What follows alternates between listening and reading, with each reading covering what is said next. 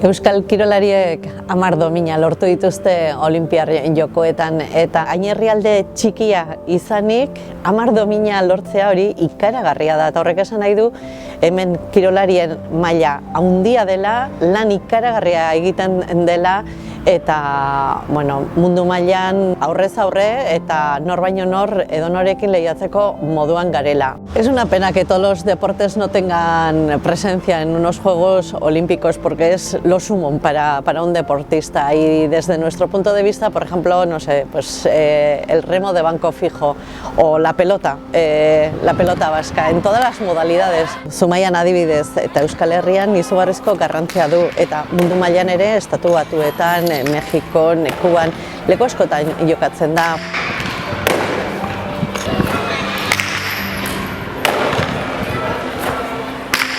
Horrelako domin batek hartzeko aukerak eduki izan ditudala eta bertan egoteko aukerik ez izatea, niretzat inbidio oso sanoa da. Eta, urrengo generazioak aukera dakan holako dominen batek hartzeko Euskal Herrira.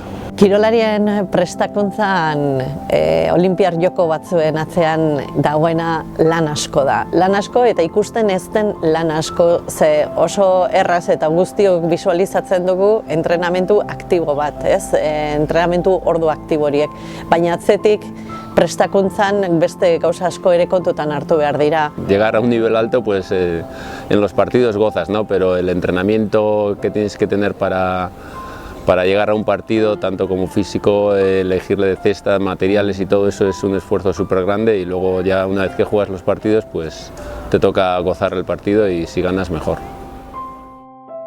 Nik uste lan bakoitza daukala bere esfortzu puntua eta noski atletismoak nire kasuan pertigai hauziak ere badauka fisiko parte fuerte bat eta baita mentala ere dana, ze azkenean egunero horregon beharra da eta nire entrenadorak esaten duen bezala olimpiko izatea ez da egun bateko gauza baizik eta eguneroko kontua da. Pero bueno, siempre hay un esfuerzo evidentemente y en el deporte a lo mejor se nota más porque es un esfuerzo físico en gran parte, ¿no? Pero bueno, en todos los ámbitos de la vida hay esfuerzo para el que quiere conseguir las cosas. Que Euskadi haya conseguido 10 medallas creo que es una cifra muy bonita, ¿no? Porque Euskadi es un territorio pequeño que aunque hagamos mucho deporte, bueno, el hecho de ir a una olimpiada creo que es una cosa ya bastante difícil, complicada y que se hayan sacado 10 medallas pues creo que tiene un gran mérito.